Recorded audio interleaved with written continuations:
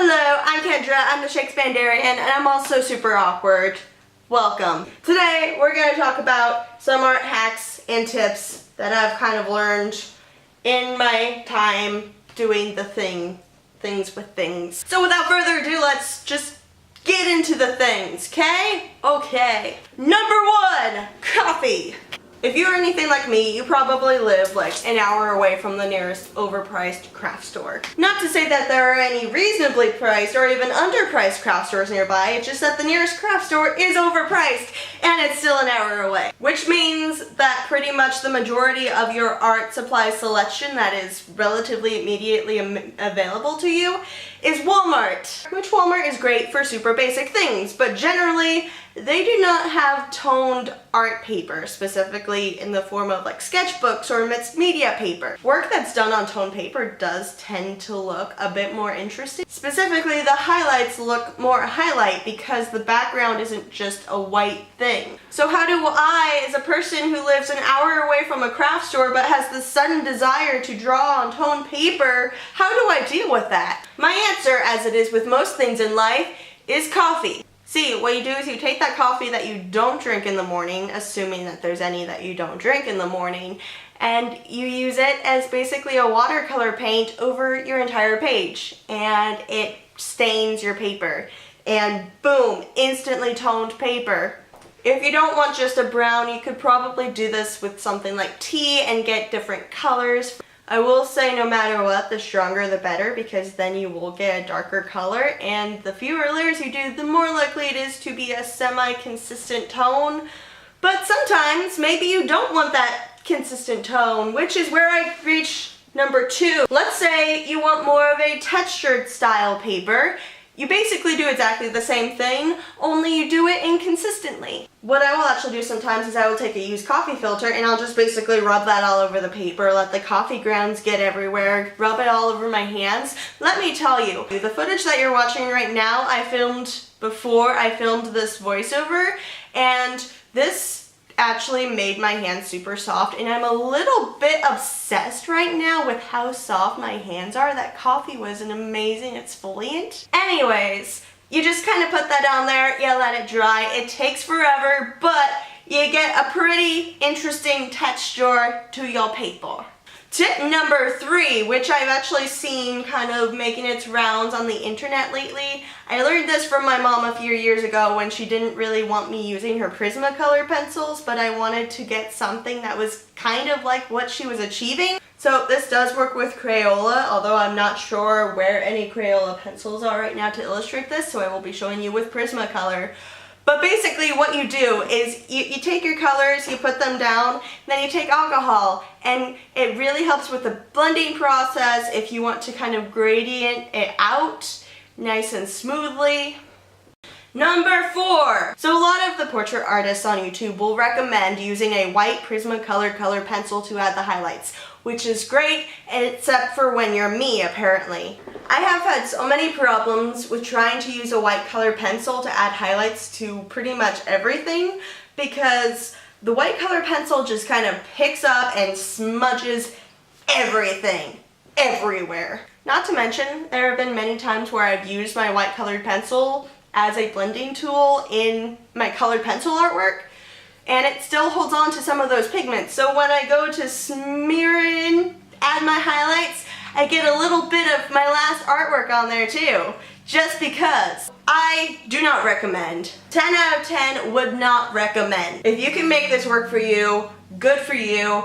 Doesn't work for me, I don't like it. What I do like though are these things right here, white gel pens. They're great because they don't sit there and pick up everything that's down below them. They don't smudge everything around. Number five, this is not so much a hack or a tip as it is just a simple ego boost, but it is helpful. So let's just whatever. Look at bad art. Go onto Google right now and search for bad tattoos. I will help you out. Here's one right here. Look up bad art. Look up YouTubers who are very, very good artists but have not always been great artists. Look at their cringe-worthy early art videos. It is super helpful just to kind of look at other people's bad art and know that they are not always amazing at what they do, even though it might seem like it. Number 6, set goals and rewards. This is pretty much just life advice right here, but set actual reasonable, realistic goals for yourself. Not like, I am going to paint a Renaissance style painting by noon. But reasonable goals, like I'm gonna work on my art for an hour today, and then after I finish that hour, I will reward myself with 7 hours of Netflix binge watching, because binge watching only lasts for 7 hours. I will complete one piece that I am actually capable of doing, and then I will go and I will eat a quart of ice cream and cry for 7 hours. You will just naturally get better at art if you work at it. Let me tell you, a few years ago, I could barely draw a stick figure. I think I've told this story before. There was once a time where I was drawing right next to, I'll say probably a 3-year-old. She wasn't very old, she was very much toddler. And she was drawing better than I was. Now look at me, I'm still such an amateur, but I can draw a pretty decent stick figure. You wanna see? I'm gonna draw one for you right now. Okay, there's the head, there's the body. Let's give them a little smiley face. You see that? That is a pretty mean stick figure, and it's better than what I was doing about 5 years ago. So, improvement. Number 7, getting back into the actual hacks. Do you struggle with your marker bleeding through the page? Try just painting the back side of it when you're done. So this tip is generally more for a sketchbook, and it can be a little bit complicated because sometimes sketchbook pages aren't very thick, and so they don't handle the paint super well and they might warp a little bit. But you know, it's a sketchbook, nobody really cares that much, but it really kind of helps with saving that page and being able to use it for something else. Plus, if you're already painting over it, adding more paint isn't likely to make the warping any worse, so you could just do a painting in your sketchbook and then you have a painting in your sketchbook, and that's pretty cool. Number 8, don't scrap it, rewrap it. I feel so clever for making a tip that kind of rhymes. So let's say you're working on this piece and it's going great, and then you mess it up. Or let's say that you're working on this piece and you just kind of notice a major issue that has been there since the beginning that you just kind of just now noticed as you're putting the details in, and it's like, I kind of hate this now. And the natural instinct is to just kind of crumple it up and throw it away. Unless you are doing this on commission, the final product is really all about what you're trying to create. If you're doing this on commission, then yeah, if you messed it up, you messed it up. But generally, when we're making stuff, it's not on commission, it's on our own desire to make a thing. So I'm slowly getting better at doing free-handed portraits. I'm still not great at it. Part of it is I do have a tendency to do like a full front, and getting the symmetric stuff, I'm not good at that. So to kind of hide that fact, I will rewrap the entire image. Lately I've been doing a lot of just sort of watercolor and just painted backgrounds and overlays on it, and it actually kind of turns out pretty neat and interesting, and it looks a lot more stylized and interesting than just doing a portrait. Number 9, are you as impatient as I am with watercolor? Because my goodness, I am so impatient with watercolor. See, when I first started this channel, you might have noticed that a lot of my time lapses were me doing watercolor because I wanted to make myself be more patient with watercolor. And some of the pieces that I did probably would have turned out a lot better had I been more patient with watercolor. What I'll do is I will actually paint with acrylic, and then I will turn it into sort of a watercolor style by adding,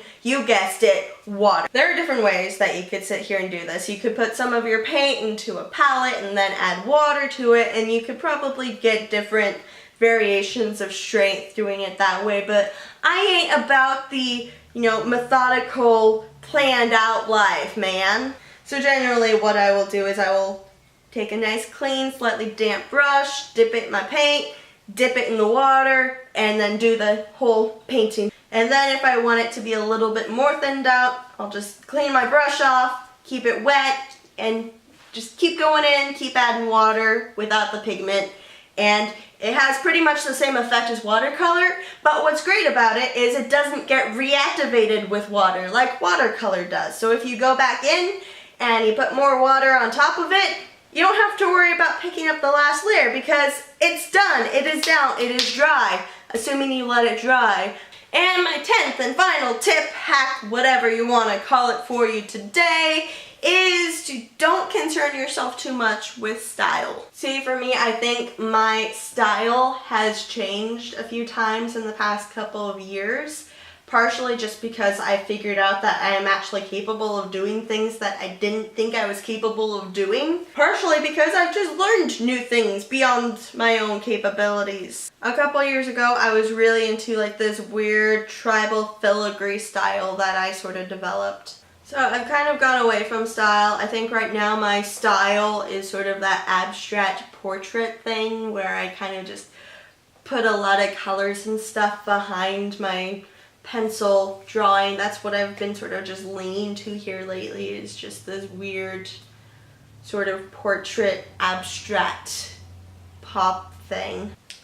But I generally don't like to think of it as a style. I like to think of it as just something that I sat down and made. I think that the main time that styles become important are when you are doing something professionally and you are selling your art, which I'm not quite at that level where I'm trying to really sell my art.